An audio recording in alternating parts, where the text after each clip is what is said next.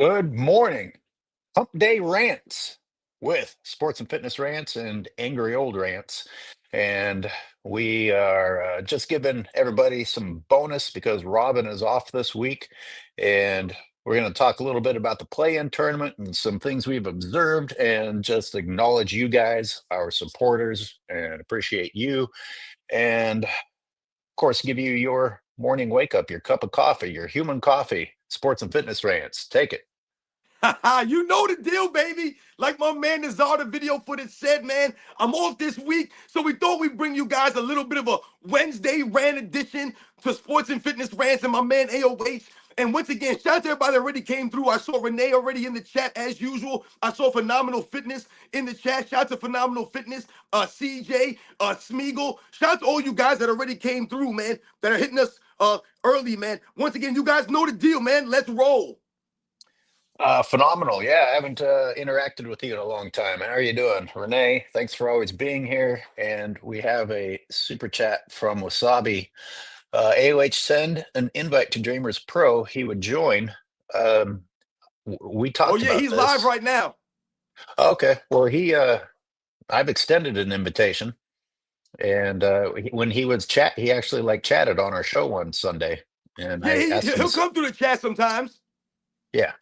If he wants to go live, he's welcome to. I don't think his email is posted on his YouTube, so I'm relying on him to reach out. Shout out to Masculine MJ, Eric P, Poindexter Flex. Shout out to all you guys, man. Shout out to once again everyone who came through early. AC24, M Hater Stevie.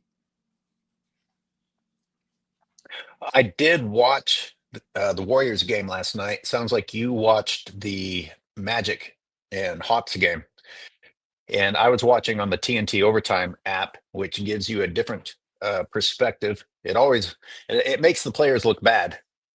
I don't know which one's more fair, because it definitely looks worse than when you watch the regular broadcast. I don't know which one's more true to reality, but from my perspective, it was almost like, well, who's going to miss less rather than who is actually the better team, which is sad to say. And of course, we had Steph Curry. It was between who's going to miss less and whether or not Steph Curry was going to make more miracle shots, which really isn't offense. As impressive as Steph Curry is, I'd rather like watch a true offense rather than somebody like step to the side of a 7-footer and magically get a 3-pointer to go in. It sounds like I'm disrespecting Steph, but you know what I'm saying. Like that's barely offense. That's like one-on-one miracle shooting. Yeah, you know the sad thing, or I guess the sad reality for Steph Curry and some of his fans, and I know that you're a fan, a supporter of Steph Curry and the things that he does, and you often feel that he's underappreciated.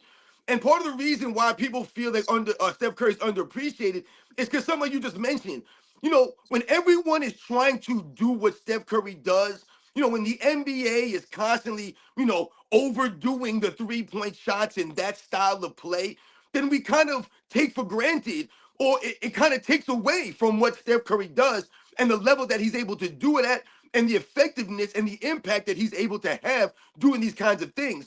Now, like we've always mentioned, Steph Curry's not perfect. He's had his bad playoff series, his ups and downs. He's missed games here and there. But once again, Steph Curry has been consistent throughout his entire career, and the impact has been consistent. Whether, the lineup around him has changed over the years. So what do you see last night in the game that happened last night? Now, I did not watch the entire game. I saw some of the beginning of it. It came on late for someone like me. But what I've noticed, watching some of the highlights, I guess, and taking away from what I noticed in that, is like we mentioned. I said this, if you remember, AOH, I said, if the Warriors are going to get the Jimmy Butler that played the way we saw him play last night, regardless of the opponent, regardless of how the game played out, if you're going to get that level of Jimmy Butler on both sides of the ball, mind you, Jimmy Butler had some key plays on defense, and like we know that he could be that two-way play, then the Warriors are going to have a chance if you have those two guys playing in that level. Just Messenger says, are we going to talk about Trey Young getting ejected? We are a little bit, not so much about that, but something Watch my related to video. that. Yeah. Yeah. I was listening to you I while I went was out off. I was listening to you while you were out jogging. Let me shout out some people. We appreciate you guys being here, saying good morning to us. Jesse Glad Saget, MHTRCV, Silverface, AC24, Poindexter Flex. You already said Masculine MJ, CJ Import. Thanks, everybody. Cameron Peterson. We got another Tynex. Hello, Tynex. Good to see you. We need dreamers here. Yes. Um, Kali says, "What's up to you?" And Yeah, yeah, shout out to everybody. I mean, listen, everyone's coming through. I see my man Phenomenal Fitness coming through. Yo, shout out to you. Shout out to Callie Young. Once again, thank you very much. Armand Smith, Ted, thank you talking about my hoodie. Much respect to you guys. SC, thank you very much, guys, for coming through and supporting our lives. you know what your rant about Trey Young made me think about? You said one thing, you're like, "Who do you think you are, Trey?" You know, always expecting, always complaining, and it made me think, who do any of these guys think that they are? But that's a reflection of the media has kind of just blown up so many people. It's funny that these NBA players have the nerve to complain about the media being mean to them or critical of them. But if anything, I think viewers have been influenced into believing that we're watching the best basketball ever because just about everybody has this online presence and has been boosted in one way or another. Like, oh my God, look what oh, we've never seen this. And who's this guy? And who's that guy? And like you said, what has Trey Young ever done? What has Anthony Edwards ever done? Yep. Anthony Edwards got a Michael Jordan comparison, like out of nowhere. I don't even understand that comparison, to be honest. What he dunks sometimes, and then he complains about dunking. You know, hey, wait, you're making some good points here when you bring this stuff up. If we think about the Anthony Edwards real quick, and we think about the Michael Jordan comparisons he was getting, people keep forgetting for whatever reason, I don't know why. Michael Jordan played 3 years in college and won a national championship at North Carolina. He was a national champion in college. He hit the game-winning shot. Let's not forget that. Michael Jordan didn't just pop into the NBA and been given all this stuff. He once again went out there, not only in college, but he went out there on the Olympic stage, right? When it was played by amateurs. He went out there and put in a show. So he earned that level of adulation that he was getting from a Bobby Knight when he said, "Hey man, this is the greatest basketball player I've ever seen. You need to draft this dude." All right. So Anthony Edwards don't got that kind of, hype coming out, during the college career and things of that nature. Now, as we think about a Trey Young, and we talk about who the hell do you think you are, Trey Young? I think Trey Young is in his sixth NBA season, if I'm correct right now. I think this was his sixth season. So to me, when I think about Trey Young, his career and how it's been playing out, to me, he's going down the path of a Damian Lillard. He's going down that path of a guy that, yeah, he's going to put up some nice stats. He's going to have some nice moments. Trey Young has had some nice moments in his career. He's been to an Eastern Conference Finals, Trey Young.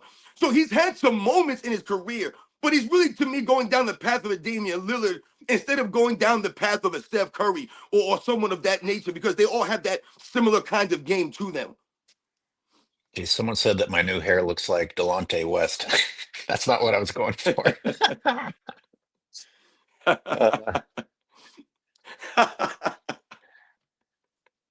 uh, I'm a Lakers. I'm a Lakers fan, and I want the Wolves to win. Somebody chats. Yeah. So I take it you're not a LeBron fan. You're an actual Laker fan. And we have another super chat here. This is from Ryan Cherry, or member for 8 months.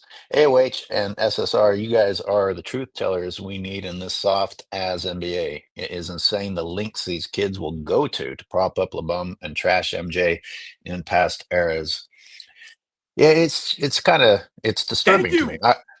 Yeah, thank you. I always say that it's disturbing the pattern that you can see in I think you were talking about this morning, not being basketball fans, but being LeBron fans, and the need, the desire to not even stay on topic with an argument and just run a different direction in order to continue with this illusion. And it's not an illusion to support a sport or a team; it's to support a person, and on a strange dedication level. Like I've said before, I don't think MJ fans behaved in that manner.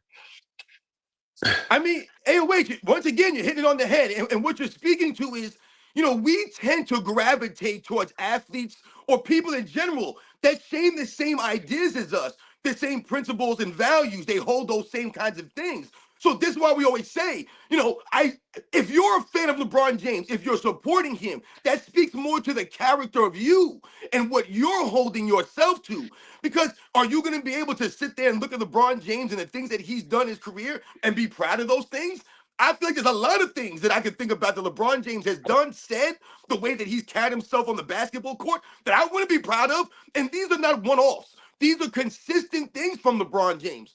As far as being a Michael Jordan fan or a supporter of a Michael Jordan, this is what I'm telling people in the past. I can proudly have these posters behind me. I could proudly wear Michael Jordan sneakers or wear his jersey. I could proudly debate, on his side, let's say, or, stick up for him like they say I'm doing in these videos. And once again, I can do that with my head held high because that's the way that Michael Jordan held himself. So I'm not embarrassed to be a Michael Jordan supporter, and nor should anyone be. But to be a LeBron James supporter, to say that out loud, it sounds ridiculous.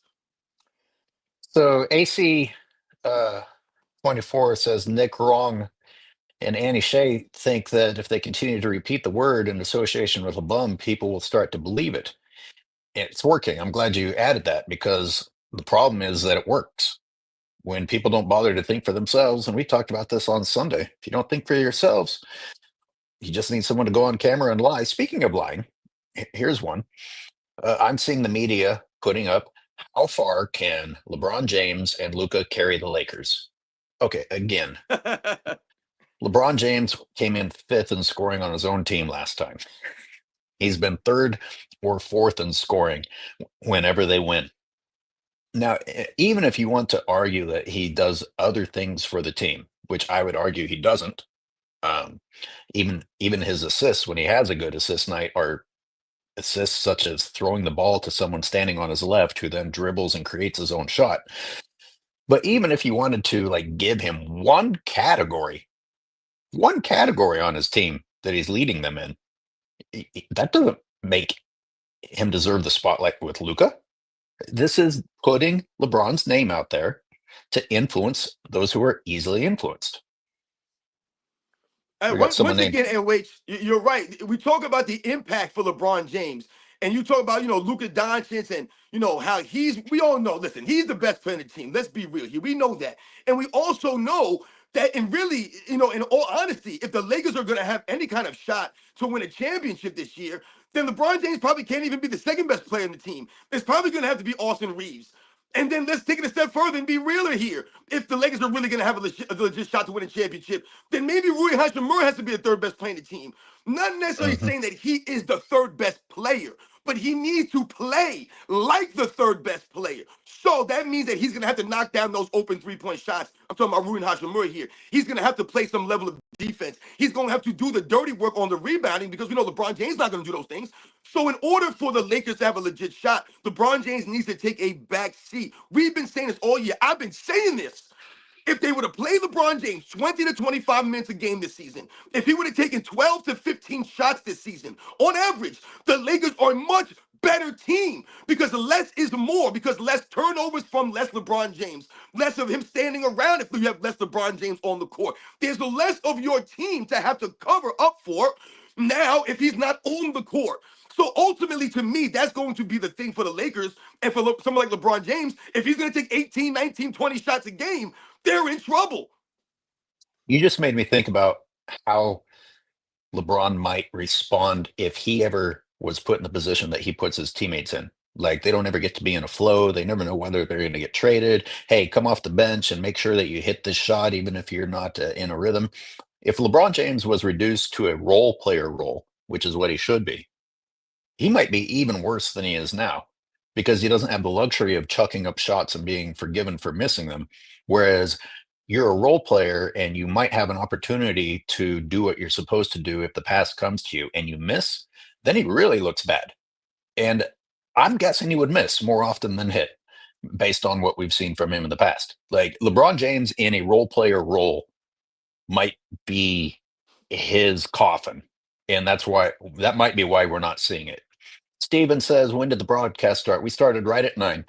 You didn't miss too much. We'll probably circle back, but we talked about the entitlement of these players. Trey Young getting ejected a little bit. Hakeem Olajuwon, ask not what your team can do for you, ask what you can do for your team. LeBron lives by the opposite of that.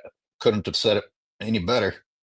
Yeah, and that speaks to what you were just touching on, AOH, when you're talking about LeBron James and his inability to adjust his game. So, like you said, is he going to take a lesser role? He needs to be a role player. And that's not a negative thing.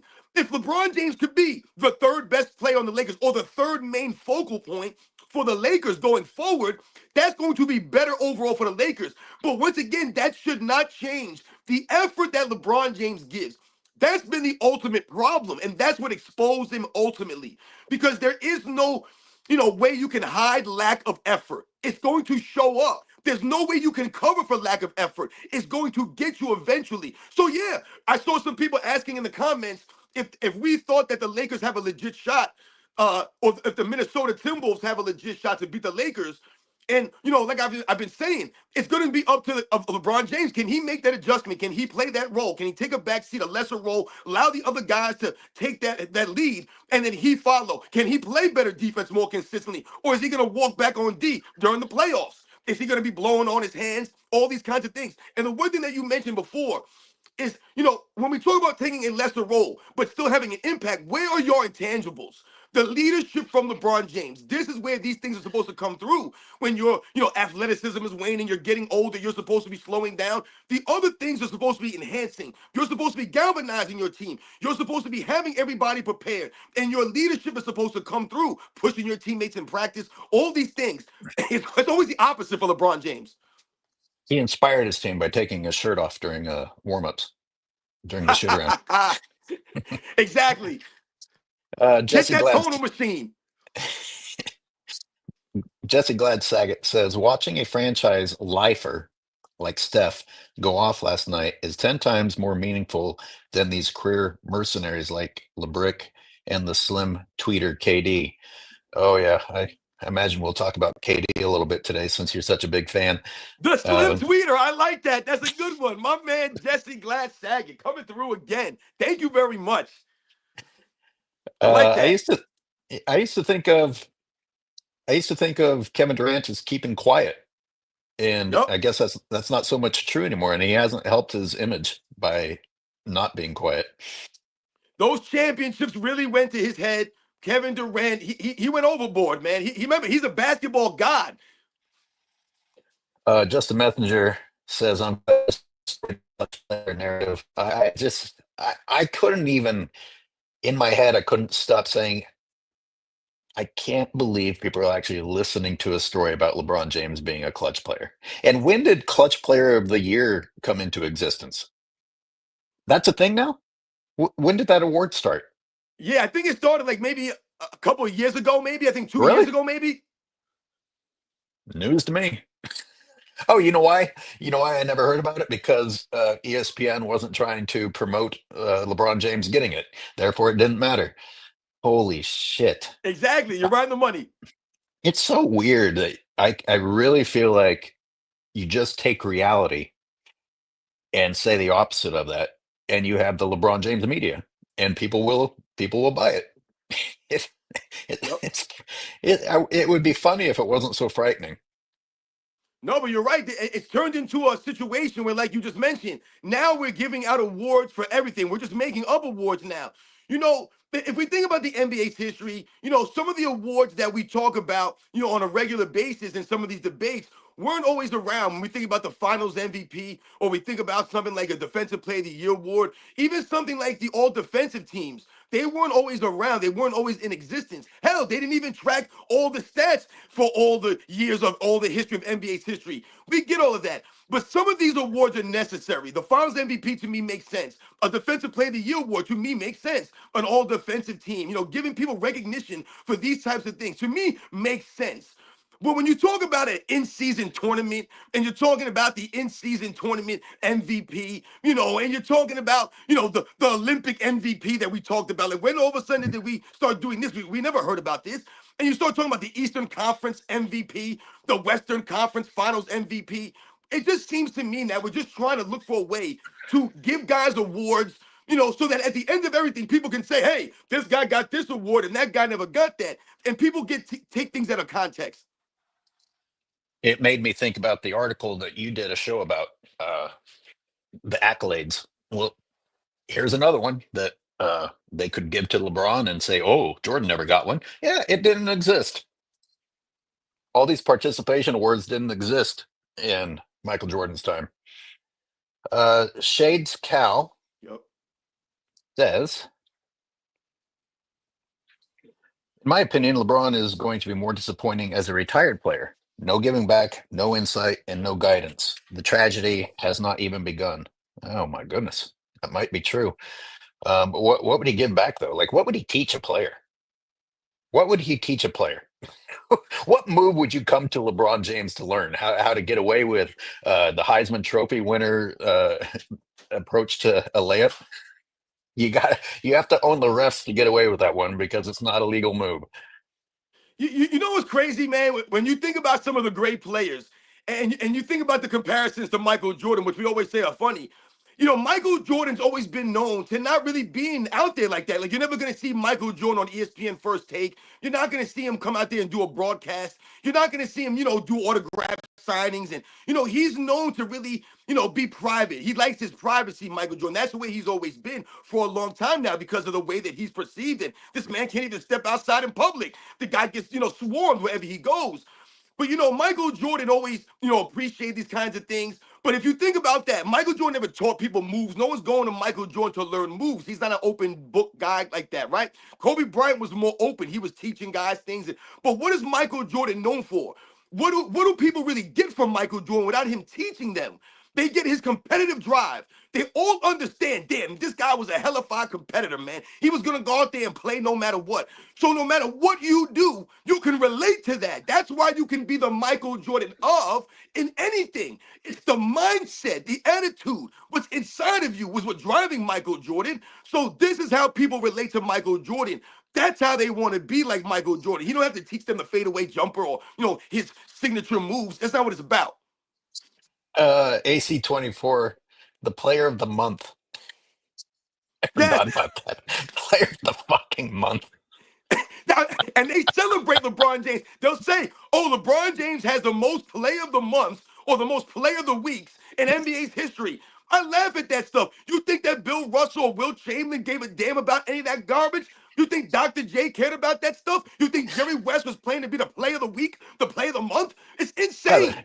by the way, LeBron was not the player of the month, even when they gave him that stupid award. He wasn't even deserving of the player of the month. But you know what? The next award's going to be the most player of the month for 40-year-olds award Yeah. during an era where there's only one 40-year-old playing, and that award just came into existence. You know Oh, what's so it's funny though, anyways, when you bring up the age thing, and I was mentioning this in one of my videos recently. They used to always promote LeBron James as the youngest of, the youngest person in this many points, the youngest person in this many triple doubles, right? The youngest person is the youngest person that. Oh, they also promote his age. But you know what's funny about LeBron James? He's never the oldest person to do something. So he's not the oldest player in NBA's history to win an MVP. He's not the oldest player in NBA's history to win a Finals MVP. He's not the oldest player in NBA's history to lead the league in scoring. He's not the oldest player in NBA's history to make an all-defensive team. He's not the oldest player. He didn't even play in the oldest team to win an NBA championship. So when you talk about all these things, where's the longevity? That's where it gets exposed, right? LeBron James has been in the NBA for a long time, but he hasn't played in the NBA for a long time at a high level consistently, and that's what we're talking about. Nick. Thanks for gifting 5 Angry Old Hoops fan memberships. That's such a cool move. Yo, man, for Whoever real, man. Yo, they know the deal. I told you, man. The Angry Old Hoops fan base is a loyal fan base. You guys know the deal, man. The Zona video footage is doing a lot of work out there, and you guys appreciate that, man. Much respect to you guys, man. and look, I admittedly am not doing the work that I used to do. And I won't go into a big sob story, but I don't have the bandwidth in my life right now. So I'm sorry. I'm going to try and improve. You can stick with me or not, but and the videos that I have worked hard on all get flagged, and there go those hours of the day that I should have been working on my real job, and I worked on this, and then YouTube puts it right up my butt. So anyway, like I said, I don't want to spend a lot of time whining. Uh, those of you who are sticking with me, though, appreciate it. Um, and let's read Phenomenal Fitness because we'll talk about KD a little bit here. At least KD won an MVP, two Finals MVPs, been to four finals, and won some scoring titles. He's actually accomplished things in his occupation. You have guys that have zero accolades that are entitled. Yeah, I mean, I just and look, what's going to the Nets, dumb or brave? Because he could have gone to a more sure situation. The Nets didn't have a winning history. Um, he had never played with Kyrie. Steve Nash was going to be the coach. I mean, personally, I would have been pretty tempted to go to New York instead of Brooklyn. So I was like, wow, okay, maybe this is him really trying to show some level of independence and bravery. And hey, he performed pretty damn well that year. He did, and I got excited for the Nets, and I got excited for Blake Griffin getting to have a little dunkathon in his coming out of his injuries, and then it didn't work out. He got kind of close though. He got kind of close, and he truly, literally didn't have any help at the end there going against the Bucks. But having said that, that's that's as far as I'm going to compliment Kevin Durant anymore. I mean, yo, shout out to Phenomenal Fitness for coming through. Like I said, man, shout out to him and all the work that he does over on his channel, man. And thanks for coming through. And, and when he's talking about with Kevin Durant and what he's accomplished, and he's speaking to how some of these guys, like a Trey Young, that we were talking about earlier. And what I mean when I was saying earlier about Trey Young is going down the path of a Damian Lillard to me, and that to me that's not a good thing, because to me Damian Lillard has underachieved in comparison to how he's perceived. So, for example, I saw the other day on social media they had the most clutch players in NBA's history, right? And they had a picture of, I think it was maybe like, I want to say 9 or 10 different players. And they had some of the great players that you would think are the greatest or most clutch players in NBA's history. So they had guys like Michael Jordan and Kobe Bryant, and they had Jerry West on there, they had Bill Russell on there, they had LeBron James on there, whatever. They had Magic Johnson, they had Larry. They had a bunch of these guys that you would consider the most clutch performers. I think they had Reggie Miller on that list. There was like 10 or 11 guys. On the list was Damian Lillard. And I was like, how the hell is Damian Lillard even in this conversation for you to be an option as the most clutch player in NBA's history? And why do people think that? Game time? You in your mind, you hear someone say Dame time, Yeah, Damian Lillard. Yeah, exactly. he's a big time performer. But when you look into it, when you watch the video footage, you don't see Damian Lillard doing anything crazy. You don't see him taking his team to an NBA Finals or none of these kinds of things. He's actually never even won anything. If you think he hasn't won anything major in his career. So this is what I'm talking about when I say Trey Young is going down that path. You're He not winning has anything. You don't look like you're going to accomplish anything on that level. Dame Time has the most embarrassing All-Star MVP ever. Yes, I mean, it exactly. really was. It really was. It was like, who of you is the least classy and most willing to take wide open shots as a ball hog in a game where no one's even going to guard you? And it was Damian. Like, yo, they booed him at the ceremony. That was this. Remember, that was the last year's All Star game, and I watched every minute. And at the end of that game, at the end of the game, when they did the presentation, they booed him. That was in Indiana. They booed him, Damian Lillard. No one respected the way he went out there and, like I said, shot chucked for that, for fraudulent All Star game MVP, man. And this is what we're talking about. These are the facts here. Like I said, Damian Lillard is hyped up and talked about it in a put in a realm. I hear people put Damian Lillard above Russell Westbrook, and they'll say that he's greater than much better than Russell Westbrook. And I'm like, but how is that even possible? I mean, if you think about it, if we want to really flip it, you can say something like, what is Kevin Durant, look at the guys who have played with Russell Westbrook and what they've done individually and how they look. Kevin Durant won an MVP playing with Russell Westbrook. When I saw Russell Westbrook go to the Washington Wizards, all of a sudden those guys looked better. When I saw Mhm. Paul George come to play with OKC, all of a sudden he was in the MVP conversation. Damian Lillard, to me, is not on Russell Westbrook's level. Someone said, who has the best 9 point streak? Some of these things just don't. Hey, is Damian Lillard really a top 75 player already? They gave him that already?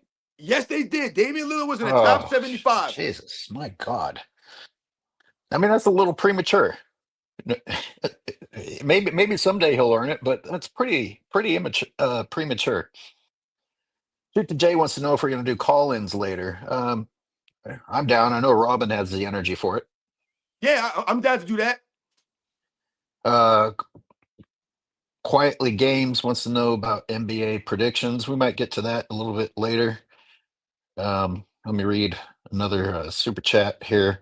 Mike James says it would be cool to see y'all go live for a bit during a game or something like that. Either way, appreciate the content. I tried. I tried really hard. I tried really hard this year. I was using the TNT overtime angle, which I had to live record with an on-screen recorder because they're really onto this stuff now. They black out every piece of software I bought to do it. Uh, they figure it out and they black your screen out. And then even once you do figure it out, then I have to restream it in order to have me on there or to have Robin or someone else come on. And then by then your bandwidth is really bad, and so you're barely even watching the game. I like the idea. It's easier said than done. And yes, I've tried OBS. Um, it's just easier said than done. But what Robin and I have talked about is going back and watching pre-recorded games and commenting on them, like maybe during the summer, during some downtime or breaking down games. Anyways, I appreciate the idea. I've had the idea, so obviously that means it's a good idea. And just haven't been able to make it happen yet. Just the Messenger says in 2025, the most minutes per game was 37.5. In 2002-03, an injured and 40-year-old MJ played 37 minutes per game and was 38. 38. Just throwing that out there. Yeah, they Thank keep you. moving. They keep moving the bar, don't they? Thank you, Justin Messenger. Justin Messenger definitely, they said they know our channels. They've been supporting our channels. They hear what we're saying because I've been talking about that over and over during this season because that was part of the challenge, for LeBron James to meet. Was he going to be able to really log the minutes and really show true longevity and true durability at 39, 40-year-old season, like Michael Jordan did in 02-03 when he went out there and like Justin Messenger said, played 37 minutes a game. And like he mentioned, more importantly, that was 38th in the NBA back then. So what that highlights is that there were guys out there, I can't remember that year who was number one in minutes per game. It may have been Allen Iverson, one of those players, like 41, 42, 43 minutes, whatever it was that season. But many of those guys were playing minutes. Guys played the games. Now, Michael Jordan, if you put him in this season, he would have been third this year in minutes per game at 40 years old on a bad knee. So somebody thinks you're talking crazy saying that Westbrook is better than Dame time. Problem is, Dame's been glorified and Westbrook has been villainized. But if you look at their actual gameplay, I don't think you're off. I I wish just that does Westbrook have small hands, by the way? Sometimes when I see him have trouble finishing, like he explodes and then he can't keep control of the ball, and I'm like, God damn it, you do that too often. Admittedly, he does that too often.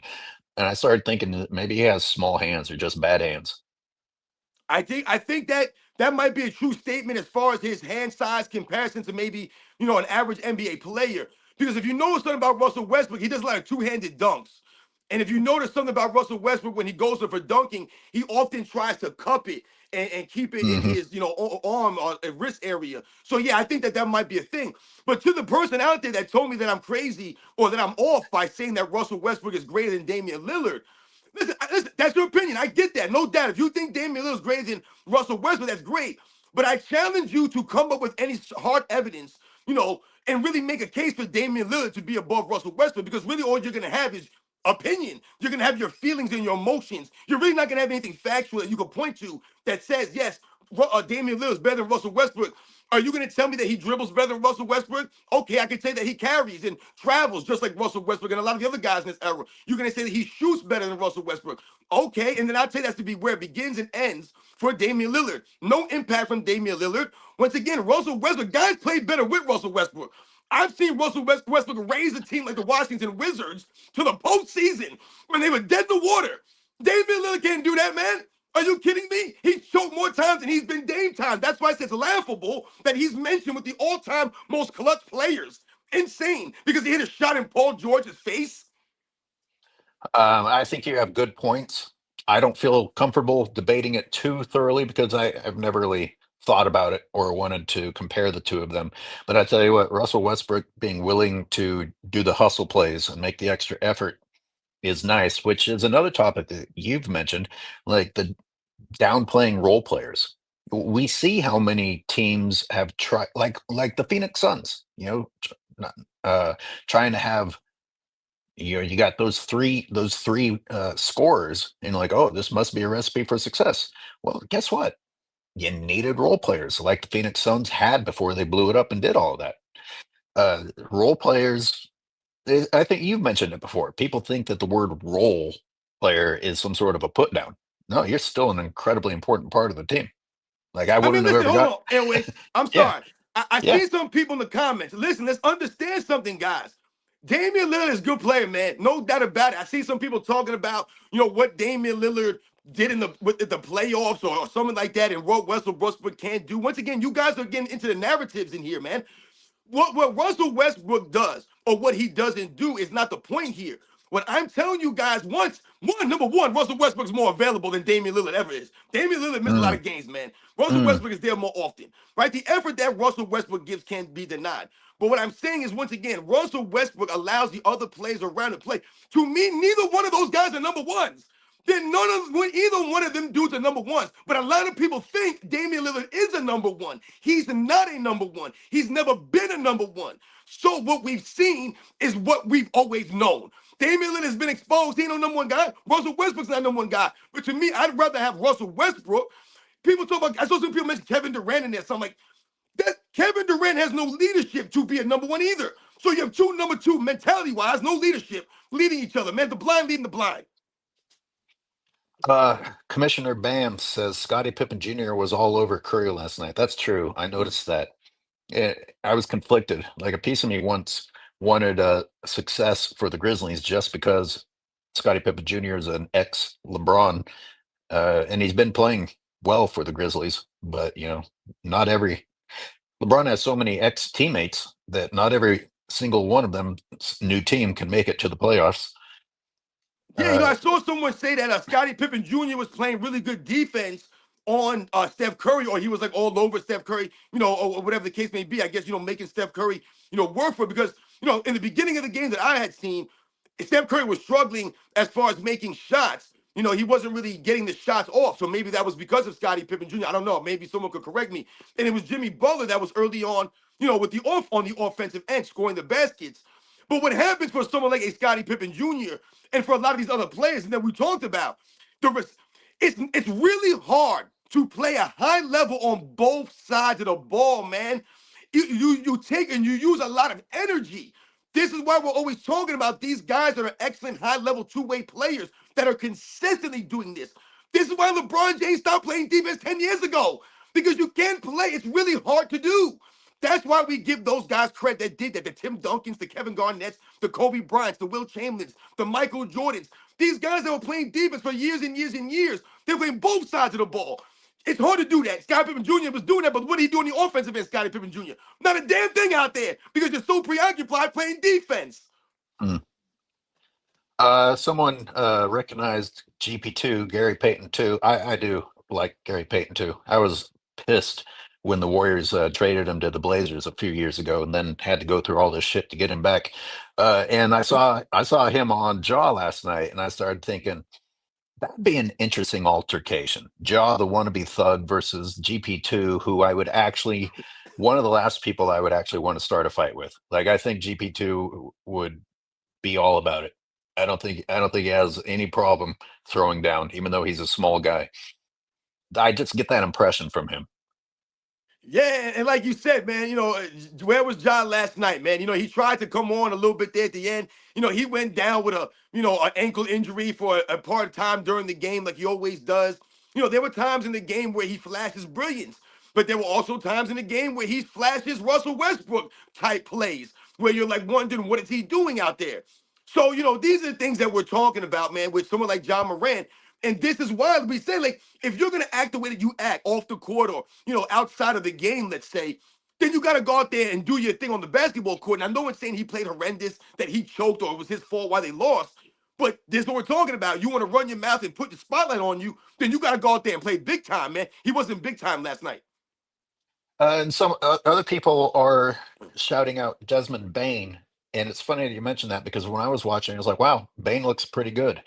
And again, from the TNT overtime app angle, I was thinking, my God, Warriors, is your defense that bad? Because Bain was going past people like he was an elite driver in the league. Maybe he is, but I don't know. But I agree with you. He looked pretty good last night. And Yeah, he's a uh, talent. I think the Grizzlies got some. I mean, listen, let's be real here. Once again, the Grizzlies fired their coach like a couple of weeks ago. I mean, so I mean, what are we doing here? yeah, that I saw Jaw go down, and I thought all I could think during, I mean, it's just like the soccer players who roll around until you get the red card, and then they're fine afterward. I mean, do you guys have to act like you're dying, like you have your leg was separated from your body, and then they pop up? It's just so hard to take them seriously anymore. It's the boy who cried wolf with almost every single one of them, which made me want to talk. It reminds me, I want to talk about something else. Listening to you inspired me to think about today. You look at these guys go up for a shot, and you can tell that their goal is to get a whistle, not to Mhm. score. And I'm not going to deny that Jordan got benefit of the doubt with the whistle sometimes, but I never watched Jordan look like his intention was to bait a ref or to, he always intended to actually score, and he either got hit or was marginally hit or hit hard. But we don't even have to compare to Jordan. Now, most people's shot attempts look like the plan is to try and flail at some point during the shot. And for old heads like us, it's not how we were raised to play. It's not how we were raised to behave, and it makes it hard for people who are from a different generation to watch personally. Sorry, No, my dog is absolutely, having LH. issues. Go ahead, keep going. Yeah, absolutely. Sometimes when you're watching these games, maybe not, not sometimes, most of the time when you're watching these games, what we notice or what I can't stand, like you're alluding to, is you'll see these guys trying to drive the basketball and someone actually trying to play some defense against them. And here they are throwing their head back, throwing their shoulder back. You guys know the deal. This is what you see a lot of. So when we look at these things, we can only look at it with disgust. And the reason why we look at it that way is because this is not the way that basketball is supposed to be played. The game is supposed to be physical.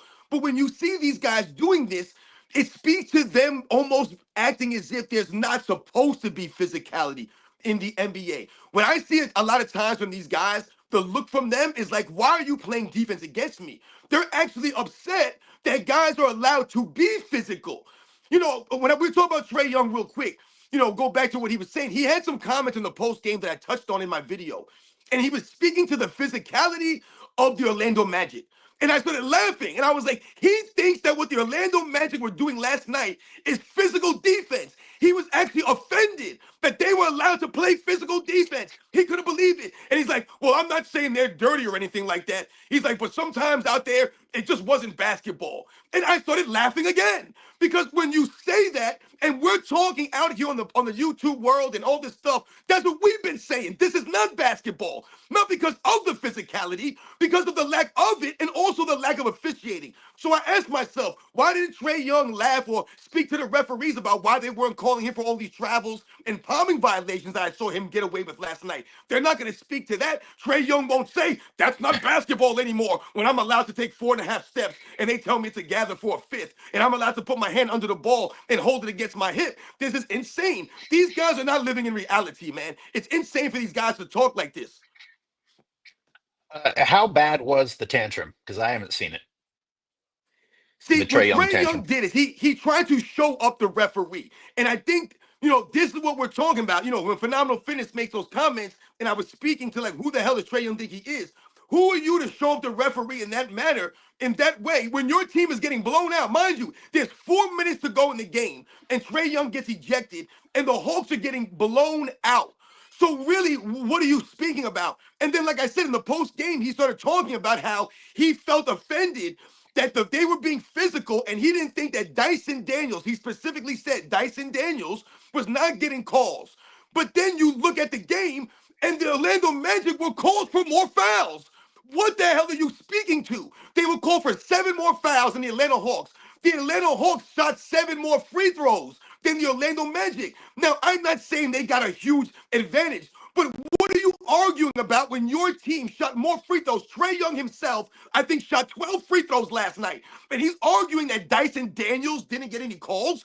Who the hell is Dyson Daniels? He's a third-year player who I actually talked about before as a rookie. I mistakenly spoke. He's a third-year guy who's actually having a really good season, a career year for him, his first really good season, and you're talking about he earns or deserves more respect. No, he doesn't.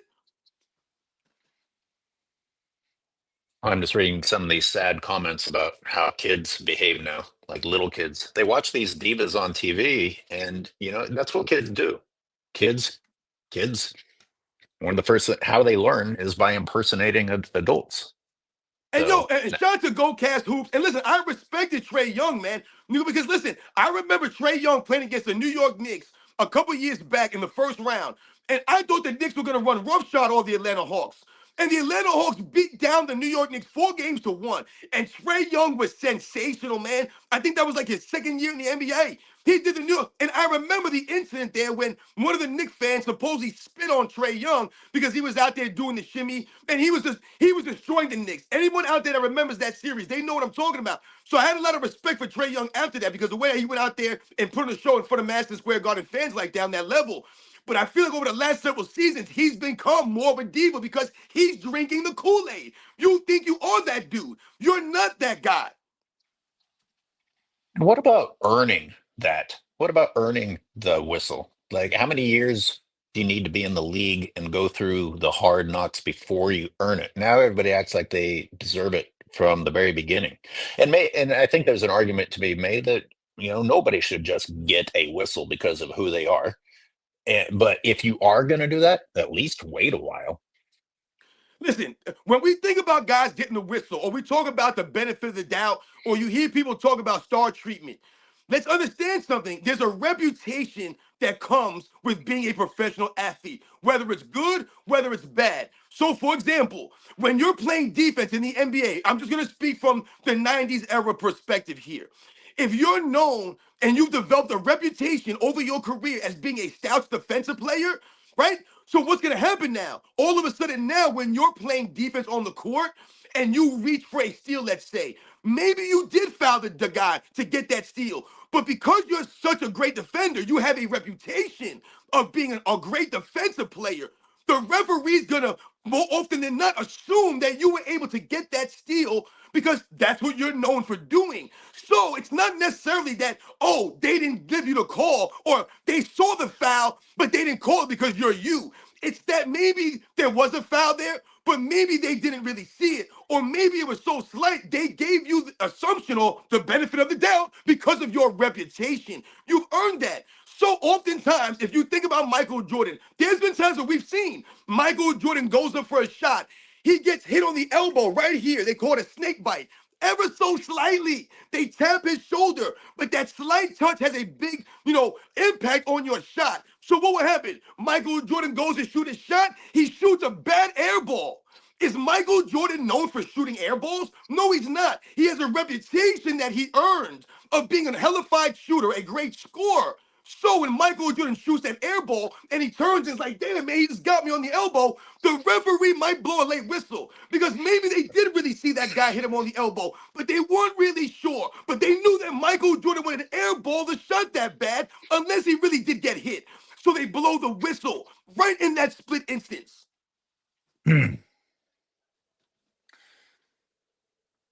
uh, I'm debating how early to start call-ins. Are you in the Do mood it for now. Let's call-ins? go. But no, I don't want to stay on too long and stuff. You know what I'm saying? So let's I get some agree. people in here. Yeah, we're gonna wrap it up at 10. We're gonna do it a tight 1 hour show. Yeah, the Shooter J want to come in. I know some of y'all wanted to come in. Yo, once again, shout out to all you guys in the chat, man. Thank you very much, guys. We really appreciate the guy. Zeb Buddy, thank you very much. It really means a lot for real. Somebody said, regarding the playoff predictions, the Luca and LeBron are both one-on-one or one-on-one style players. I don't know. That's an interesting thing to say, considering that LeBron doesn't think one-on-one is real basketball. But Mhm. eh, here's the thing: if they get away with stopping the game constantly with foul calls, every time the other team starts to get some momentum, and the Lakers just have to go down to the other end and get a foul call, and then go to the free throw line. Well, that keeps you in the game. You don't even have to have an offense. You just have to get the foul call. And I hate that. No matter who it is, I hate that type of basketball. And that to me that defines LeBron's entire career. You know, Uh, I think that basketball is best when the defense has more of a advantage over the offense. And I think that's when basketball is as best, or there's more of a balance, let's say, between the offense and the defense. To me now, the offense has such an advantage. The player has such an advantage. I mean, think about it. Not just with the hand checking or the space or the freedom of movement stuff, just because the offensive guy can travel and carry the ball, that puts the defense at a hellified disadvantage. all right, we have several callers waiting. Shoot the J was not uh, one of the first to get in. Shoot the J. The link is up if you're still chomping at the bit. But Jay Pitt is first. Jay Pitt, you're on. What is on your mind? Hey, this is Shoot the J. I don't know what's going on here, but Oh, you are Shoot the J. yeah. It says I was Jay about to say, I Pitt. recognize this dude. Appreciate it. I appreciate y'all accepting my call and taking the time. But I wanted to hear you guys. I wanted to throw this bone out here real quick. I think I've noticed the disconnect in the basketball community with like casual fans and then kind of fans like us who I think kind of actually appreciate the game. I think the casual fans are more than likely going to be LeBron James fans because they focus on like the surface level presentation that the NBA offers, like stats and highlights and things like that. And I think us on this side of the community, we're focused on intangibles, and we recognize things like body language and how players react to game time situations and things like that.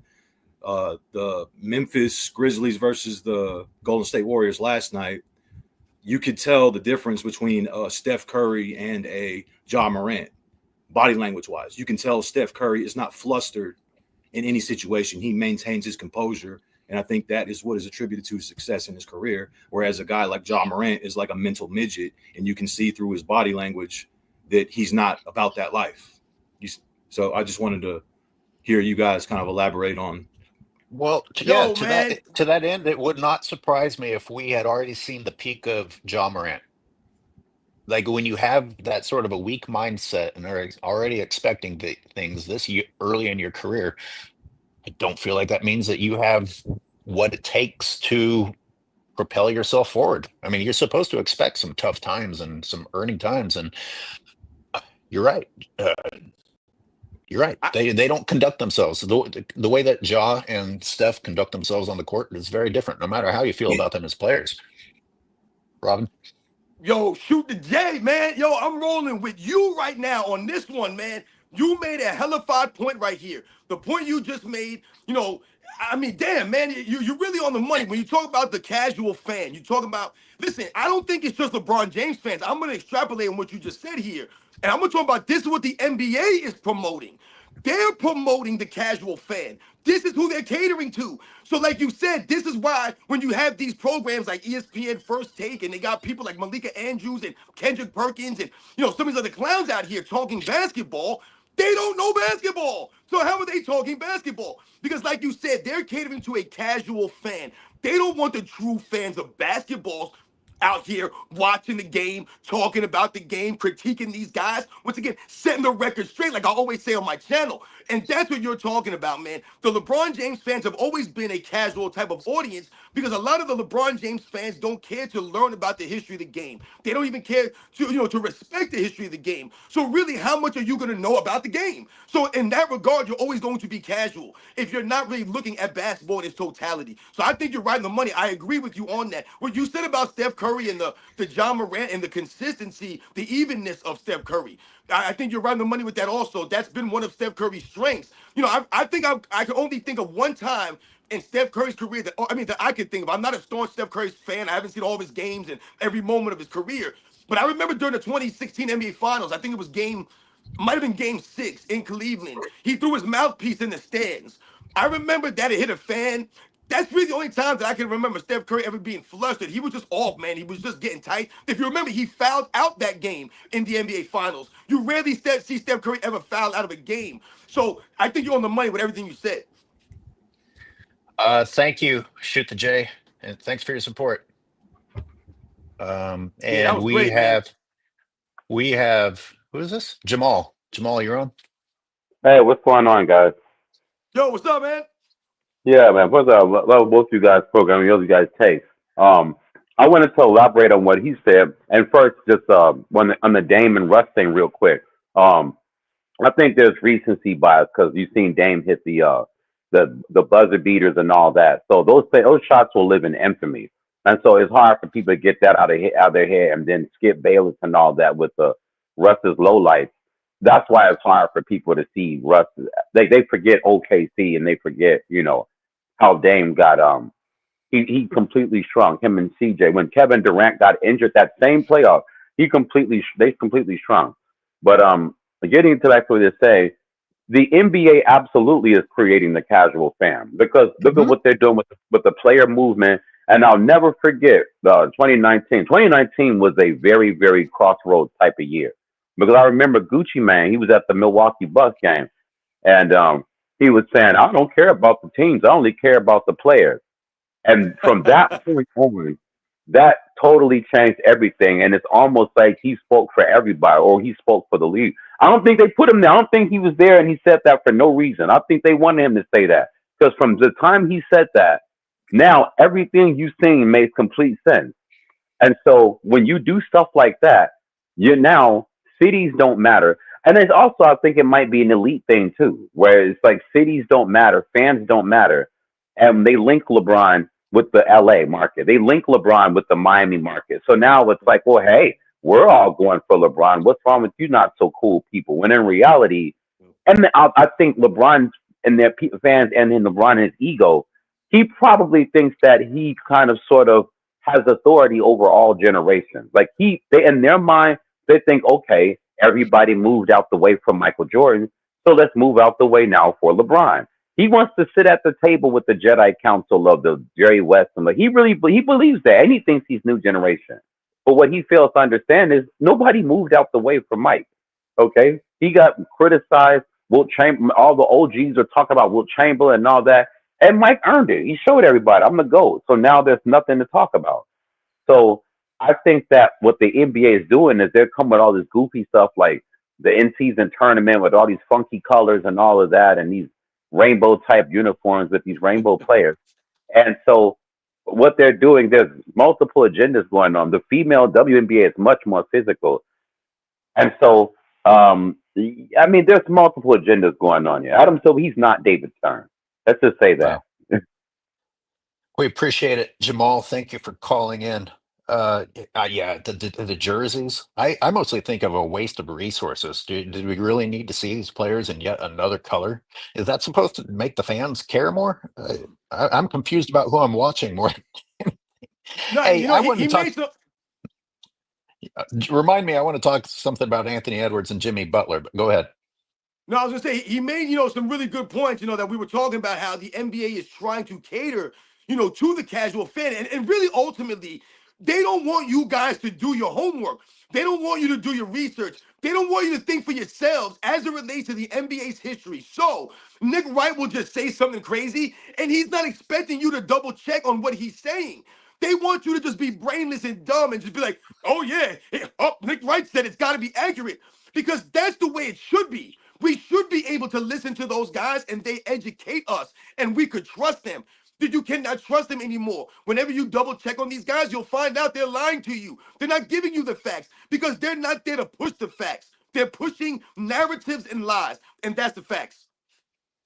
So when people talk about the playoffs and these matchups and the Lakers, some people think the Lakers avoided the Warriors. That's interesting for me because the Warriors are so small. I don't know how that would have gone. That'd be a little bit interesting, but I do know that Jimmy Butler isn't afraid of LeBron James. And when they're matched up, Jimmy Butler actually gets the best of LeBron James, which then makes me think about who LeBron James will be facing. I don't know how many times they'll actually match up with each other, but Anthony Edwards. Anthony Edwards should be dunking on LeBron's face every other play. That's what he's supposedly known for, his explosiveness, and he's young, and it's time for him to prove himself. But I'm afraid, I feel like Jimmy Butler has more dog in him than Anthony Edwards. Yeah, Thoughts? I think you're right. I think that Jimmy Butler, Jimmy Butler has at least shown that he has that level of dog in him. We haven't seen that yet from an Anthony Edwards. Now, granted, he's still young, but to me, I think you're making a really good point here, AOH, and I think this is very interesting because if we think back to last year, if you remember, the Minnesota Timberwolves swept the Phoenix Suns with Kevin Durant last season in the first round. And if we remember, there were instances and times during that series when Anthony Edwards was clearly going at Kevin Durant and they Hmm. were matching up. So now Hmm. you said this year, a matchup now for LeBron James in the first round. Are you going to go after LeBron James with the same energy that you had for Kevin Durant last season? That'd be very interesting Hmm. to see. And if he doesn't, is it because of the hidden agenda that nobody's allowed to play hard against LeBron James, or is it because he's actually afraid of LeBron James, or is it for another reason? See, this is where your integrity and your competitiveness comes into play. If you want to be mentioned with the Kobe Bryants, the Michael Jordans, the Magic Johnsons, the Larry Birds, the Bill Russells, the all-time great players, the all-time great competitors, this is a moment. You're an underdog, a quote-unquote underdog. You're the 6th seed coming in to play the 3 seed. LeBron James, one of the greatest players of all time, at the end of his career, there's a moment for you to go after this dude. Do you think Kobe Bryant would go easy against Michael Jordan if the Wizards played the Lakers in the playoffs? No, he would be trying to murder Michael Jordan out there. So would, many other guys, Ray Allen and Vince Carter's and the Tracy McGrady, these guys were coming after Michael Jordan. They weren't taking easy on Michael Jordan. And I know some people reacted to me complimenting Jimmy. Let's be clear. I don't think Jimmy is the same as he was. Have the Warriors played better since he's been on the team? Sure. But he hasn't lifted the Warriors. They needed something. And I don't think he has the same amount of dog in him that he used to. My point is, I don't know that I've seen Anthony Edwards truly show us that he is a dog yet, and he needs to. This is your time. This is how it used to be. You had to go up against tough situations and show that you weren't afraid and give it your all and not flop around and foul bait and make excuses. Anthony Edwards, shut your mouth and dunk on everybody, or else shut up forever. I'm going to end it there. I got to get rolling. How about you? Yeah, that sounds great, AOH. For real, man. Hey, man, thank you to everybody that came through in the chat. Thank you very much, guys. We hit you guys with a Wednesday rant. So we really appreciate all the support, all the super chats, man. Thank you. Again, we always say, guys, it really means a lot to us. All the true basketball fans that continue to stand up. AOH, once again, man, it's been a pleasure doing another show with you. Hopefully, we'll get up again for another live this week. And like I said, you guys know the deal. I catch you guys on the next one. Thanks, guys. I know some of you are waiting to get in. We got to get to our real jobs, or at least, yeah. So I appreciate you, though. Thanks for tuning in. We'll see you next time.